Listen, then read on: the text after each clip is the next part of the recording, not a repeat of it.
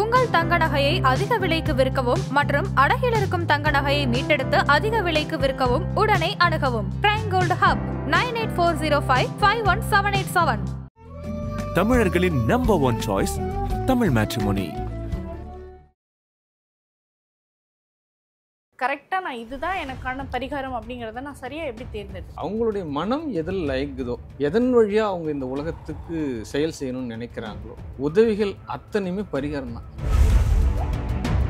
முதல்ல நீங்கள் ஒரு பரிகாரம் செய்கிறீங்க அப்படின்னா கடவுள்கிட்ட போயிட்டு கோரிக்கை வைக்காதீங்க. முதல்ல எனக்கு இது வேணும், அது வேணும், இவ்வளோ கோடி வேணும், இவ்வளோ லாட்ரி வேணும், எனக்கு இத்தனை பர்சன்டேஜ் வந்தால் உனக்கு இவ்வளோ பர்சன்டேஜ் கொடுக்குறேன். கடன் காணாமல் போகிறதுக்கு ஏதாவது ஈஸியான பரிகாரம் இருக்கா? நம்ம ஆதி காலத்தில் இருக்கக்கூடிய வாழ்க்கை நெறிமுறைகளை முதல்ல நம்ம பின்பற்றாரு. அவசரப்படுதல் என்பது கூடாது. கடன் அடைவுபடுறதுக்கு 1000 வழிகள் இருக்கு. அமைதியாக உட்காந்து காலையில் அந்த சூரிய உதயத்துக்கு முன்னாடி இருந்து தியானம் பண்ணணும். முதல் விஷயம் தியானம் பண்ணோம்னா, எனக்கு அசுப செலவு வேணாம், வீட்டில் எந்த ஒரு நோய் நொடியும் இருக்கக்கூடாது, நான் அதை எப்படி சுப செலவுகளாக மாற்றுறேன்? 1000 ரூபாய் சம்பாத்தியம் பண்ணுறோமா, ஒரு 200 ரூபா யாரோ அது இல்லாதவனுக்கு தான தர்மம் கொடுத்துட்டு நீங்கள் மாட்டு உங்கள் வேலையை பார்த்துட்டு போங்க. இந்த பிரபஞ்சம் கண்டிப்பாக அந்த 200 2000 மாற்றி தரும். அதன் ஆன்மீகம் நேயர்களுக்கு வணக்கம். நான் உங்கள் விஜய் பிரியா. ஆன்மீகம் தொடர்பான சந்தேகங்களுக்கு நம்ம ஒவ்வொரு நாளும் தீர்வு கொடுத்துட்ருக்கோம். ஸோ இந்த நேர்காணலில் நம்ம கூட யார் இணைஞ்சிருக்காங்க அப்படின்னு பார்த்தீங்கன்னா, பிரபல ஜோதிடர் சக்திராஜா அவர்கள் தான் நம்ம கூட இருக்காங்க. அவங்கக்கிட்ட நிறைய விஷயங்கள் நம்ம கேட்டு தெரிஞ்சுக்கலாம். வணக்கம் சார். வணக்கம், வாழ்க வளமுடன். எப்படி இருக்கீங்க சார்? அற்புதமாக இருக்கேன், ஆனந்தமாக இருக்கேன் சார். நம்ம நிறைய விஷயங்கள் ஏற்கனவே பேசியிருக்கோம். ஸோ பொதுவாக நீங்கள் அந்த பரிகாரங்களும் நிறைய விஷயங்கள் சொல்லிகிட்டு இருக்கீங்க. பொதுவாக ஒவ்வொருத்தரும் நம்மளுடைய வாழ்க்கையில் இருக்கக்கூடிய பிரச்சனைகளை பரிகாரம் மூலியமாக சரி செய்ய முடியுமா அப்படிங்கிற ஒரு விஷயம் எதிர்பார்த்துட்டு இருக்காங்க. ஆனால் அது எல்லாருக்கும் பாசிபிளா அப்படின்னா அது மிகப்பெரிய டவுட்டாக தான் இருக்குது. ஒரு சிலருக்கு நடக்கும், ஒரு சிலருக்கு நடக்காது. ஸோ இந்த பரிகாரம் நான் செஞ்சேன், எனக்கு நடந்திருக்கு அப்படின்னு ஒரு விஷயம் சொல்லும் போது இதே தான் நானும் செஞ்சேன், ஆனால் எனக்கு ஏன் நடக்கலை அப்படிங்கிற ஒரு மிகப்பெரிய கேள்விக்குறி வருதில்ல சார். இதுக்கு என்ன காரணம்னு நினைக்கிறேன்? முதல்ல ஒரு ஜாதகத்தில் நடக்கக்கூடிய அந்த தசா புத்திகள் அவருக்கு ஒத்துழைக்கணும். முதல் விஷயம் அதுதான். அது பிறந்த தேதி நேரத்தை வச்சு நம்ம கணக்கீடு பண்ணுறோம். ஒரு காலகட்டத்தில் பரிகாரங்கள் என்பது உண்மைதான், பரிகாரம் இல்லாமல் இல்லை. ஏன்னா தப்பு செஞ்சவன் தண்ணி குடிக்கிறான், அதுக்கு தீர்வுன்னு ஒன்று இருக்கணும்ல. கண்டிப்பாக எந்த ஒரு காரியம் பண்ணாலும் இந்த பூமியில் கலியுகத்தில் பரிகாரங்கள் இருக்குது. அதுக்கு தான் இந்த தென் உலகத்தில் இத்தனை ஆலயங்கள் வச்சுருக்காங்க. அப்போ வாழ்நாள் பரிகாரம் இருக்குது, ஆலய பரிகாரம் இருக்குது, தீப பரிகாரம் இருக்குது. தன்னைத்தானே உணரக்கூடியதான் பரிகாரம். முதல்ல தான் செஞ்ச தவிர திருத்தி வாழறதுக்கு அடுத்த கட்ட நடவடிக்கை போகணும்னு மனம் மாறக்குள்ளே வரக்கூடிய விஷயங்கள் தான் பரிகாரம். ஆனால் என்ன நடக்கும் அப்படின்னா, ஒருத்தவன் ஏதோ ஒரு காரியம் செஞ்சிட்டான், தப்பு செஞ்சிட்டான் அப்படின்னா அவன் திருந்தணும்னு நினைக்கும் போது தான் மிகப்பெரிய ஒரு கஷ்டங்கள் கிடைக்கும். உண்மையான விஷயம் அதுதான். அந்த மாற்றம் வரும்போது தான், ஏன்னா அந்த நிலையிலையும் அவன் சரியாக இருக்கானா அப்படின்ற ஒரு சப்ஜெக்ட் பார்க்க முடியும். அந்த மாறி வரும்போது வரக்கூடிய கஷ்டத்தை தாங்கி மனமாற்றம் வர்றது தான் தீர்வு கிடைக்குது அப்படின்னா அந்த பரிகாரன்றது 100% ட்ரூ தான். Okay sir. இப்போ நீங்கள் சொன்ன மாதிரி கோவில்கள் பரிகாரங்கள் செய்கிறதாகட்டும், இப்போ ஆனால் அது எல்லாருக்கும் பாசிபிளா அப்படின்னு கேட்டாலும் கிடையாது. ஸோ ஒரு சிலர் வந்து ஏதாவது பொருள் தானம் கொடுங்க அப்படின்றாங்க, இன்னொருத்தர் வந்து வீக்லி ஏதாவது பூஜைகள் வந்து செய்யுங்க அப்படின்றாங்க. ஒரு சிலர் நீங்கள் இந்த பிரச்சனை இருந்துச்சுன்னா இந்த கோவில் போய் நீங்கள் பரிகாரம் செஞ்சால் தான் அதற்கான தீர்வு கிடைக்கும் அப்படின்னு சொல்கிறாங்க. ஸோ ஒருத்தர் என்ன மாதிரியான பரிகாரத்தை செலக்ட் பண்ணுறது அப்படிங்கிறதே வந்து மிகப்பெரிய குழப்பமாக இருக்குது. இதை நான் எப்படி கரெக்டாக நான் இதுதான் எனக்கான பரிகாரம் அப்படிங்கிறத நான் சரியாக எப்படி தேர்ந்தெடுக்கிறது? அதாவது முதல்ல அதுக்கு தீர்வுன்றது அவரவர் இருக்கக்கூடிய மனம்தான். மனம்தான்.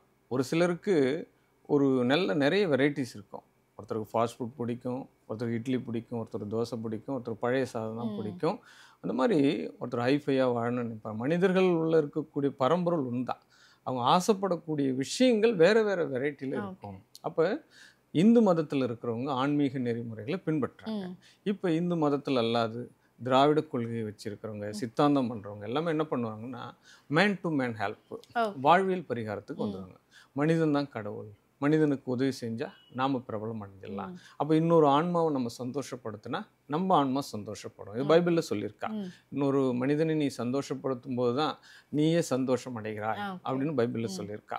பலவித எல்லாவித தத்துவங்களுமே என்ன சொல்லுது அப்படின்னா, பிறரை நீ சந்தோஷப்படுத்து, அப்போ தான் நீ சந்தோஷமாக இருக்க முடியும். அதான் தத்துவம், அந்த கோடு தான். அந்த விஷயத்தில் அந்த மனிதனுடைய நம்பிக்கை ரொம்ப ரொம்ப முக்கியம். அவன் போகிற திசை, அவனுடைய மனம் எதை சார்ந்து நம்புதோ. சில பேருக்கு கோயில்களுக்கு போனால் தான் திருப்தியாக இருக்கும், சில பேருக்கு தீபம் போட்டால் தான் திருப்தியாக இருக்கும், சில பேருக்கு அங்க பிரதர்ஷனம் பண்ணால் தான் அந்த முழுமை அடையும், சில பேருக்கு அன்னதானம் பண்ணணும், நிறைய பேருக்கு சாப்பாடு போட்டுடணும், நிறைய பேருக்கு ட்ரெஸ்ஸஸ் வாங்கி கொடுக்கணும். இந்த மாதிரி நிறைய கொள்கைகளை பின்பற்றுறவங்க அவங்களுடைய மனம் எதில் லயக்குதோ, எதன் வழியாக அவங்க இந்த உலகத்துக்கு செயல் செய்யணும்னு நினைக்கிறாங்களோ உதவிகள் அத்தனையுமே பரிகாரம் தான். ஓகே. ஆமாம்.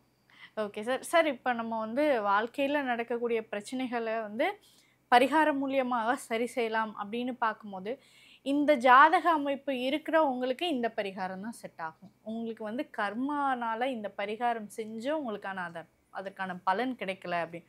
இப்போ நிறைய பேர் வந்து பரிகாரம்ங்கிற பேரில் பல கோடி ரூபா, பல லட்சம் ரூபா செலவு பண்ணி நான் பரிகாரம் செஞ்சேன், அது எல்லாமே எனக்கு வேஸ்ட்டாக போச்சு அப்படின்னு சொல்லக்கூடிய. இப்போ எனக்கு நான் அதுக்கு பலன் கிடைக்கலன்னா நான் ஏன் முன்னாடி இவ்வளோ செலவு பண்ணியிருக்க போகிறேன் அப்படிங்கிற ஒரு கொஷின் இருக்குல்ல. இப்போது இதை தைரியமாக நீங்கள் செய்யுங்க, உங்களுக்கான பலன் நிச்சயமாக கிடைக்கும் அப்படின்னு இருக்கக்கூடிய ஜாதக அமைப்பு எப்படி சார் பார்க்க? அதாவது இதில் ஒரு முக்கியமான கருத்தை எல்லாமே புரிஞ்சுக்கணும். முதல் சப்ஜெக்டை புரிஞ்சிக்காம செய்யக்கூடிய விஷயத்தினால வரக்கூடிய விளைவுகள் தான் இந்த விஷயங்கள். ஒரு தாய் தந்தை வந்து ஒரு குழந்தை பெக்கிறா அப்படின்னு வச்சுக்கோங்க. இந்த குழந்தை படித்து வளர்ந்து பின்னாடி நம்மளுக்கு இவ்வளோ ஏர்ன் பண்ணும், இவ்வளோ சம்பாதிச்சு போடும் அப்படின்னு ஏதாவது எதிர்பார்ப்போட வளர்க்குறாளா? அப்படிலாம் கிடையாது. நம்மளுடைய குழந்தை அதனுடைய வளர்த்து கொடுக்கணுன்றது அவளுடைய கடமை. அவள் வளர்க்குறா. அது நல்லவராவது, அது உயர்றது, அது பெரிய புகழ் அடையுது, அதெல்லாம் அவளுடைய கர்மாக்களை பொறுத்து, இந்த தாய் தந்தை செய்த புண்ணியங்களை பொறுத்து. முதல்ல நீங்கள் ஒரு பரிகாரம் செய்கிறீங்க அப்படின்னா கடவுள்கிட்ட போயிட்டு ஒரு கோரிக்கை வைக்காதீங்க. முதல்ல எனக்கு இது வேணும், அது வேணும், இவ்வளோ கோடி வேணும், இவ்வளோ லாட்ரி வேணும், எனக்கு இத்தனை பர்சன்டேஜ் வந்தால் உனக்கு இவ்வளோ பர்சன்டேஜ் கொடுக்குறேன் அப்படின்ற மாதிரி ஒரு விஷயத்த முதல்ல கிரியேட் பண்ணவே வேண்டியதில்லை. ஏன்னா படைச்சவனுக்கு தெரியும் உங்களுக்கு என்ன கொடுக்கணும், என்ன செய்யணும், உங்களுக்கு என்ன மாதிரி விஷயங்கள் இப்போ நடக்குது. A to Z இந்த பிரபஞ்சத்தில் இருக்கக்கூடிய விஷயம் அவனுக்கு உங்களுக்கு உணர்வுபூர்வமான விஷயத்தை மட்டும்தான் வெளிப்படுத்தணுமே தவிர உங்களுக்கு உண்டான காரியங்கள் ஆட்டோமேட்டிக்காக செயல்படும். அதனால் பெரிய எதிர்பார்ப்போடு போகிறத முதல்ல நிறுத்துங்க. இந்த கோயிலுக்கு போகிறான், இந்த இடத்த போனால் எனக்கு கல்யாணம் ஆகிடும் அப்படிலாம் கிடையாது. உங்களுக்கு கல்யாணம் ஆகலைன்றது விதி, அந்த கர்மா அந்த கடவுளுக்கு தெரியும். பகவானே எனக்கு நல்லது நடத்து, இந்த விஷயத்த மட்டும் சொல்லுங்கள், மீது எல்லாமே உங்களுக்கு என்ன நடக்கணுமோ அது ஆட்டோமேட்டிக்காக நடக்கும். சரி, இப்போ பொதுவாக அந்த ஜாதகத்தில் இருக்கக்கூடிய பிரச்சனைகளை சரி செய்கிறதுக்கு பரிகாரம் தேடி போகிறாங்க. அப்படி பார்க்கும்போது நம்ம முக்கியமான பிரச்சனைகளாக கருதக்கூடிய பிரச்சனைகள் சில இது இருக்குது. அதற்கு இந்த பரிகாரம் தான் சிறந்ததாக தீர்வு இருக்கும் அப்படிங்கிறத நீங்கள் கொடுக்க முடியுமா? கண்டிப்பாக கொடுக்க முடியுமா? கண்டிப்பாக கொடுக்க. ஏன்னா இப்போ ஒரு துறையை தேர்ந்தெடுத்து இப்போ நம்ம படிக்கிறோம். அது பொதுவான ஒரு படிப்பு. இப்போ ஒரு டாக்டர் படிக்கிறோம்னு வச்சுக்கோங்களேன், அது மருத்துவ படிப்பு. அதில் சில உள்கருத்தில் படிக்கிறாங்க. மூக்கு தனியாக, பல்லு தனியாக, உதடு தனியாக, இந்த நோஸ் தனியாக, இந்த மாதிரி தனித்தனியாக படிக்கும்போது அதில் ஸ்பெஷலிஸ்டாக வராங்க.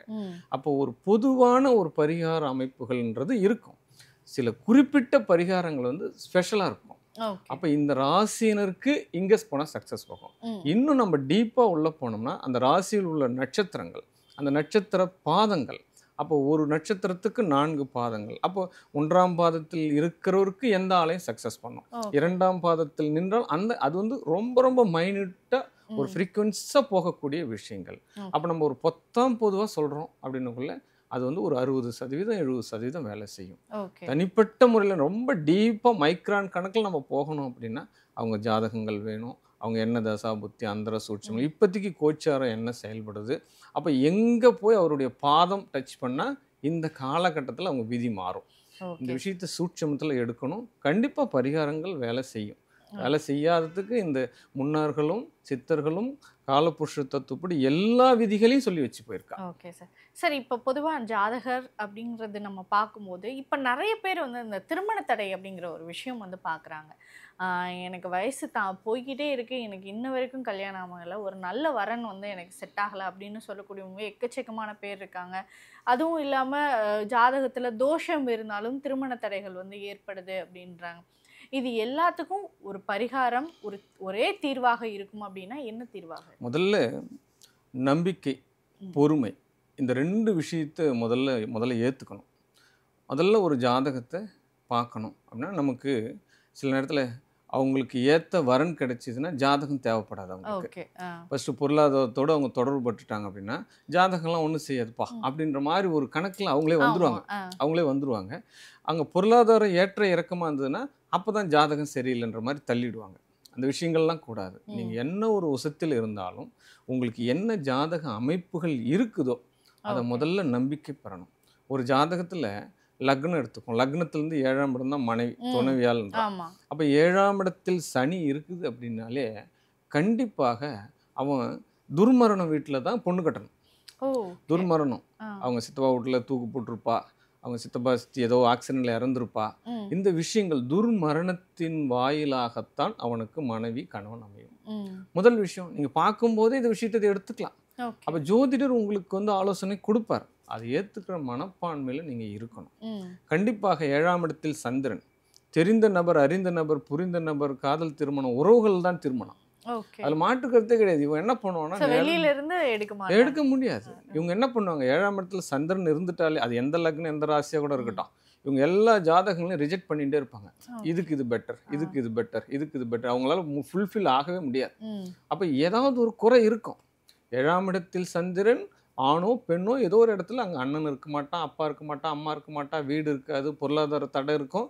ஏதோ ஒரு குறையை அவர்கள் ஏற்றுக்கொண்டு தான் ஆகணும்.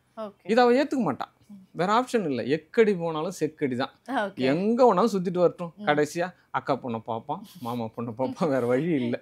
இப்படி தான் இருக்கும். Okay sir. இப்போ அடுத்ததாக எல்லாருமே வரக்கூடிய ஒரு விஷயம் கடன். எஸ். ஸோ எல்லாருமே இப்போ கடன் அப்படிங்கிற ஒரு விஷயத்தில் மாட்டிக்கணும். மாதம் பிறந்துச்சுன்னா போதும், என் சம்பளத்தை நான் அப்படியே வாங்கி கடனுக்கு கட்டுறதுக்கே எனக்கு சரியாக போகுது அப்படிங்கிற ஒரு விஷயத்தில் சிக்கி தவிக்கிறாங்க. கடன் காணாமல் போகிறதுக்கு ஏதாவது ஈஸியான பரிகாரம் இருக்கா? கண்டிப்பாக இருக்குது.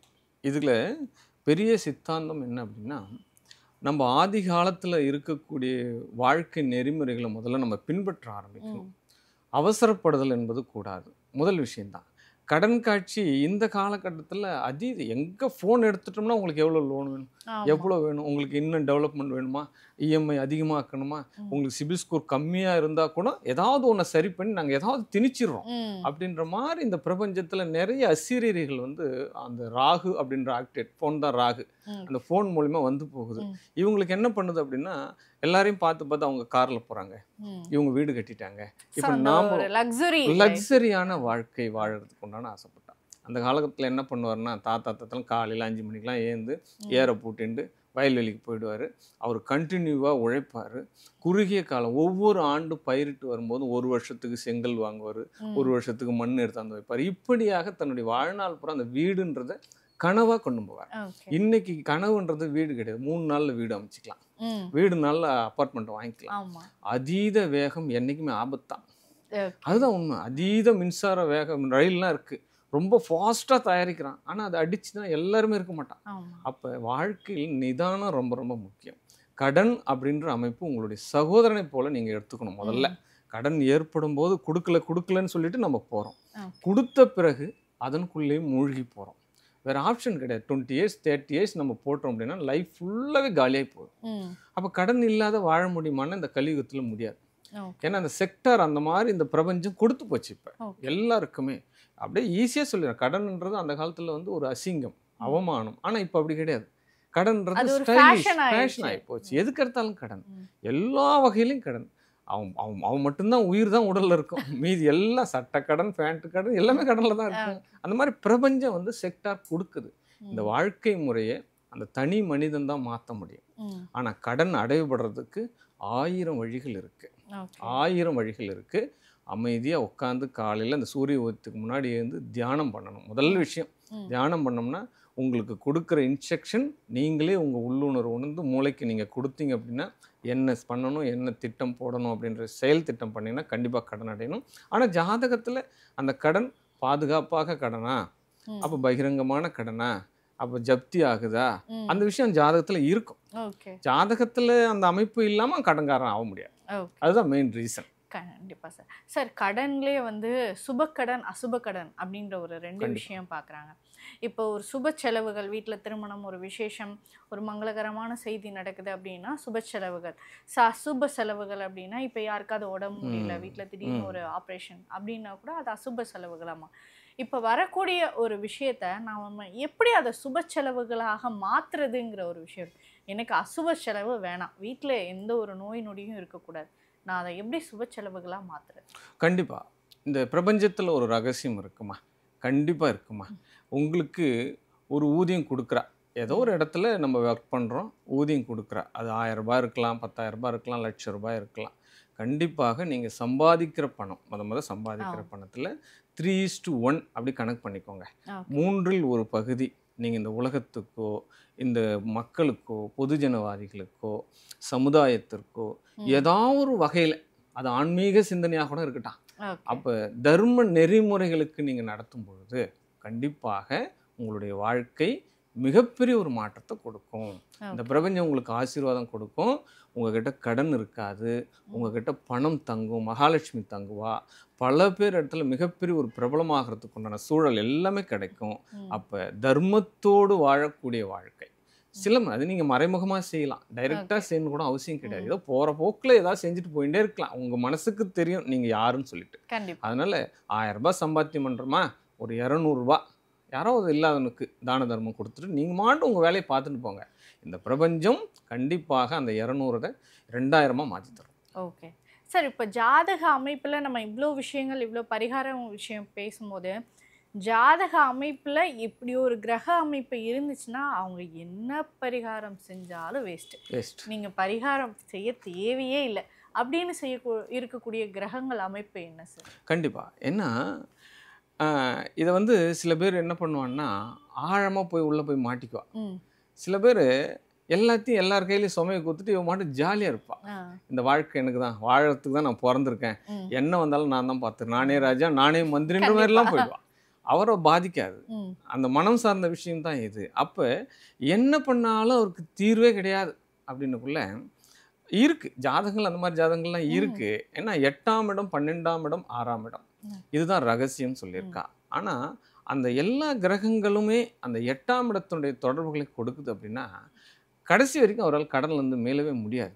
கடன்ல மீட்டுறாரு. அவர் என்ன பண்ணணும் அப்படின்னா ஒரே பரிகாரம் தான், எந்த சொத்தையும் அவர் மேலே வச்சுக்கூடாது, எதுவுமே வச்சுக்கூடாது. மற்றவங்க மேலே பொதியை ஏற்றி விட்டுட்டு இவர் கடன் கட்டுவார். ஆனால் இவர் பேரில் கடன் இருக்கக்கூடாது.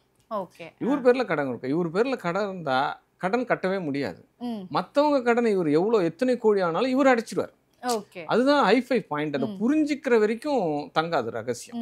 இப்போ 4க்குரியவன் 12ன்னு வச்சுக்கோங்களேன், அவர் பேரில் வீடு இருக்கக்கூடாது, அவர் பேரில் வீடே இருக்கக்கூடாது, அவர் பேரில் எதுவுமே இருக்கக்கூடாது, வாகனம் கூட இருக்கக்கூடாது. 4க்குரியவன் 12ல். ஆனால் அவர் பிள்ளையாண்ட பேர்லையோ, அவர் ஒய்ஃப் பேர்லையோ, அவர் ஃப்ரெண்டு பேர்லையோ ஏதாவது ஒரு வாகனத்தை போட்டு இவர் ஓட்டினார் அப்படின்னா பல வழிகளில் வருமானம் கொடுத்துருவார். அதில் கடனே பல கோடி இருந்தால் கூட இவர் அழகாக ஈஸியாக அடிச்சிடுவார், கரெக்டாக எக்ஸாக்டாக அடைப்பார். ஆமாம், இவர் பேரில் லோன் இருந்ததுன்னா, இவர் பேரில் கடன் இருந்ததுன்னா ₹1 வட்டி கட்ட முடியாது, இவரால் மாட்டிக்குவார். இதுதான் ரகசியம். Okay sir. இப்போ நிறைய விஷயங்கள் பேசணும். இதில் இன்னொரு விஷயம் கடைசியாக நம்ம பார்க்கும்போது வந்து பார்த்திங்கன்னா, பரிகாரம் நம்ம செய்கிறோம் செய்யலை அப்படிங்கிறது ஒரு பக்கம் தாண்டி நம்மளுடைய ஜாதகத்தில் அந்த பரிகாரம் செய்ய போகிறதுக்கான கஷ்ட சூழ்நிலைகள் இருக்குல்ல சார்? கண்டிப்பாக. ஸோ அது நம்ம அந்த கஷ்ட சூழ்நிலைகள் சந்திக்கிறதுனால தான் நம்ம அதுக்கு அல்டர்னேட்டாக பரிகாரம்ங்கிற ஒரு விஷயம் சார். இந்த காலகட்டத்தில் இந்த கஷ்டம் கண்டிப்பாக வரணும் அப்படிங்கிறது தீர்மானிக்கப்பட்டதா? எக்ஸாக்டாக.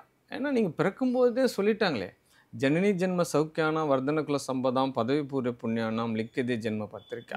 நீங்கள் என்னைக்கு இந்த பூமியில் ஜனனம் ஆகிறதோ சூரிய உதய நாழிகை முதல் அன்னைய தினமே உங்கள் வாழ்கிற வாழ்க்கை முழுவதுமே முன்னாடி சித்தர்களும் இந்த பகவான் குறிப்பிட்டு வச்சுட்டா, நீ இதை தான் அனுபவிக்க போகிற, இந்த பூமியில் இதுக்காக தான் வந்திருக்க, நீ என்னென்ன கஷ்டம் பண்ணவோ படணும், இல்லை ராஜா மாதிரி வாழ போறியா, இல்லை என்ன பண்ண போறன்ற விஷயம் அன்னைக்கே கொடுக்கப்பட்டு விட்டது உங்கள் கையில். ஓகே. அதை புரிந்து நடந்து கொள்ள வேண்டும். இதுக்கு தான் இந்த விஷயங்கள் புரிஞ்சு நடந்துட்டீங்க அப்படின்னா நம்ம காலத்தில் வரக்கூடிய ஒரு பாதிப்புலேருந்து நம்ம எடுத்துக்கலாம். அதுக்கு வந்து முன்னாடி இருக்கக்கூடிய முன்னோர்கள் அந்த பிள்ளையாண்டாளுக்கு வழி காட்டணும். கண்டிப்பாக கைடர் கண்டிப்பாக வேணும். ஜோதிடம் என்பது எக்ஸாக்டாக இன்னைய நிமிஷம் அதெல்லாம் இல்லைம்மா. பொத்தா பொதுவா எப்பா பார்த்து போப்பா, அந்த வழியில் கொஞ்சம் பாதை சரியில்லை அப்படின்னு தான் சொல்ல முடியும்.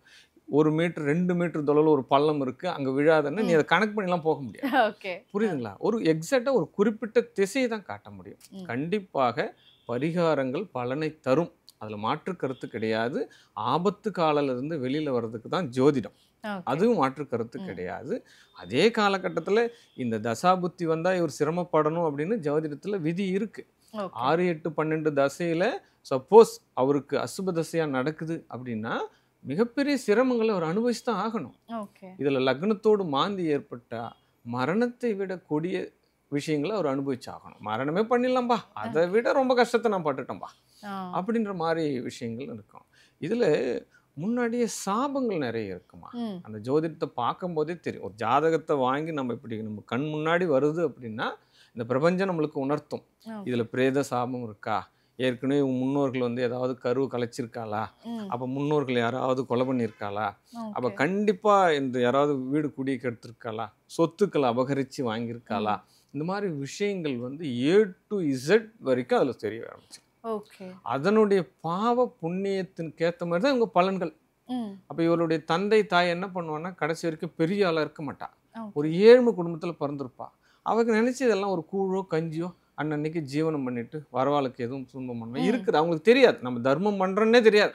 மற்றவெல்லாம் கஞ்சி ஆக்கி கொடுக்குறது கூட இப்படி பண்ணியிருப்பான். ஆனால் அந்த பிள்ளைகள் பார்த்தோம் அப்படின்னா பெரிய அளவில் செல்வாக்கா வருவாங்க. இதுதான் சூட்சம விதி. சூட்சம விதி. பெரிய டான் பர்சனாலிட்டியாக இருப்பாள், பெரிய டான் பர்சனாலிட்டிப்பா, உசத்தியாக இருப்பாள். அந்த குடும்பத்தில் இருக்கக்கூடிய அல்லோலப்படுறது வெளியில் பார்த்தா அவ்வளோ பிரச்சனை இருக்கும். அனைத்து வித சகல சௌகாரியம் அங்கே கிடைக்கும். செகண்ட்ல எல்லாம் வருவா. ஆனால் அந்த குடும்பத்தில் நிம்மதி இருக்குமான்னா இருக்காது. அப்போ தர்ம நெறியோடு முதல்ல வாழ பழகிக்கணும். அதுக்கு தர்ம நெறி வாழணும் அப்படின்னா கண்டிப்பாக ஆன்மீகம் ஒரு ஒரு குடும்பத்துக்குள்ளேயும் வரணும். கண்டிப்பாக. ஆமாம் சார். இப்போ நீங்கள் நிறைய பேருக்கு வந்து ஜோதிடத்துறையில் நிறைய பரிகாரங்கள் வந்து சொல்லியிருப்பீங்க. இவருக்கு நான் இப்படி ஒரு வித்தியாசமான பரிகாரம் சொன்னேன், அவருக்கு அது பாசிபிள் ஆச்சு, ரொம்பவே சூப்பராக அவர் மாறிட்டார் அப்படிங்கிற மாதிரி ஏதாவது எக்ஸாக்டாக சொல்லலாமா? ஏன்னா விதியை மதியால் வெல்லலாம். அதான் ஒரு கவிதை ஒன்று படிச்சு சின்ன வயசுல, விதியை மதியால் வெல்லலாம், அந்த மதி வெல்வதற்கும் ஒரு விதி வேணும் அப்படின்ற மாதிரி ஒரு ஹைக்கு கவிதை ஒன்று படிச்சு, அது சின்ன வயசுல படிச்சது, விளையாட்டுத்தனமாக படிச்சது. இப்போ ஒரு ஜாதகத்தில் 6க்குரியவன் 3ல் விருச்சிக லக்னம், அது ஆக்சுவலாக மகர ராசி. அப்போ 6ஆம் இடத்தினுடைய அதிபதி செவ்வாய் 3ஆம் இடத்துல ஸ்ட்ராங் ஆயிட்டார். 3ஆம் இடம் தான் பத்திரம், 3ஆம் இடம் தான் கையெழுத்து, 3ஆம் இடம் தான் பாண்டு, எல்லாமே பாண்டு டாக்குமெண்ட்ஸு. அந்த இடத்துல பாக்கியாதிபதி சேர்ந்துட்டார், சந்திரனோடு சேர்ந்துட்டார். அப்போ விருச்சிக லக்னத்துக்கு பாதகாதிபதி சந்திரன். அப்போ லக்னாதிபதி பாதகாதிபதியோடு சேர்ந்துட்டார். செவ்வாய் சந்திரன் எந்த இடத்துல ஒன்றாலும் சேர்ந்துருக்கட்டும், செவ்வாய் சந்திரன் எந்த பாகத்தில் இருக்குதோ அந்த பாகத்தில் ஒரு ஏமாற்றம். செக்கில் மாட்டிக்கார், செக்கு கையெழுத்து போட்டு கேஸ் வழக்கில் போயிடுவார். கேஸ் வழக்கில் அப்போ டாக்குமெண்ட் சார்ந்த விஷயம் அத்தனையுமே ஃபெயிலர். சொத்து வாங்கினா சொத்து கடன், சொத்து ஜப்தி எல்லாமே நடக்கும் அந்த ஜாதகத்தில். இப்படிப்பட்ட ஒரு மிராக்கலான ஒரு ஜாதகம் வந்தது. எனக்கு என்னமே புரியல, எதுவுமே தெரியல எனக்கு, என்ன பண்ணுறது, ஏதாவது வழி இருக்கா சொல்லு அப்படின்னு ஜாதகத்தை போட்டா, நம்ம என்ன கடவுளா? இல்லை சொல்லுங்க பார்ப்போம், நம்ம என்ன கடவுளா? நம்மளுக்கு அந்த பிரபஞ்சம் சில நேரத்தில் ஒரு கருமா விதி பயன் முடியணும் அப்படின்னா அந்த சிந்தனைகள் நம்மளுக்கு வரும். இந்த அம்பாளுடைய அருளால் ஏதோ வரும். நம்ம என்ன ஜாதகத்தை வாங்கும் போதே பகவானே என்னுடைய வாயிலிருந்து வரக்கூடிய வார்த்தைகள் இவருக்கு விமோசனத்தை தரணும், அது நான் பொறுப்பு கிடையாது, நீ தான் பொறுப்பு, ஏதாவது நல்லதை சொல்லு அப்படின்ற மாதிரி தான் நம்ம ஜாதகத்தை கையில் எடுக்கிறோம். அப்படின்னுக்குள்ள 6க்குரியவன் 3ல் இருக்கிறான். அப்போ நம்ம என்ன பண்ணோம் அப்படின்னா, சித்தர்கள் 27 சித்தர்கள். இப்போ சித்தருடைய ஜீவ சமாதி இருக்கு. இப்போ சிவாலயத்துக்கு போனோம் அப்படின்னா 63 நாயன்மார்கள் இருக்காங்க. 6ஆம் அதிபதி எங்க இருக்கிறாரு? 3ல் இருக்கிறார். 6, 3 63 நாயன்மார்கள் உள்ள இடம். 63 நாயன்மார்கள் உள்ள இடமாக இருந்தாலும் அவருடைய நட்சத்திரம், அந்த 6ஆம் அதிபதி நின்ற நட்சத்திரம் என்னன்னு பார்த்தோம். அப்போ யானை உள்ள ஸ்தலம். ம். இந்த யானை உள்ள ஸ்தலம், இந்த யானை உள்ள ஸ்தலத்துக்கு போயிட்டு யானைக்கு கரும்பு வாங்கி கொடுங்க. ஓகே. யானைக்கு கரும்பு வாங்கி கொடுங்க. 63 நாயன்மார்களுக்கும் வஸ்திரம் வாங்கி கொடுத்து உங்கள் கைகளால் அபிஷேக ஆராத்திகள் பண்ணி அந்த பூஜை புனஸ்காரத்தை பண்ணுங்க அப்படின்னு ஒரு சின்ன எளிமையான ஒரு பரிகாரம் கொடுத்தோம். ஓகே. அதை பண்ணார், நம்பிக்கையோடு செஞ்சார். இந்த நாள் குறிப்பிட்டு சொன்னோம். ம். அவருக்கு ஏற்ற பிறந்த நட்சத்திரம், அந்த 6ஆம் அதிபதி நின்ற நட்சத்திரம், பாக்கியாதிபதி சேர்ந்த, இதெல்லாம் ஒரு கணக்கு முறைகள் இருக்கு. ஓகே. இந்த கணக்கு முறைகளில் இந்த நட்சத்திரத்தில் இந்த ஆலயத்தில் ம். யானை உள்ள ஸ்தலம், 63 நாயன்மார்கள் உள்ள ஸ்தலம், ஓகே. அப்போ எந்த ஆலயம் கணக்கு பண்ணுங்க ம். அப்படின்னு கணக்கு பண்ணி அதை செஞ்சார். கண்டிப்பாக ஒரு 3 மாத காலத்தில் இழந்ததை மீட்டார். ஓகே. மிகப்பெரிய ஒரு விஷயம், இழந்ததை மீட்டார். கண்டிப்பா சார். ஆமாம், எக்ஸாக்டான உண்மைதான் இது. கண்டிப்பா சார். சார், நம்ம பரிகாரம் அப்படிங்கிற ஒரு விஷயத்தை பற்றி பேசும்போதே நிறைய பேருக்கு நிறைய சந்தேகங்கள் வந்துட்டு இருக்கும்.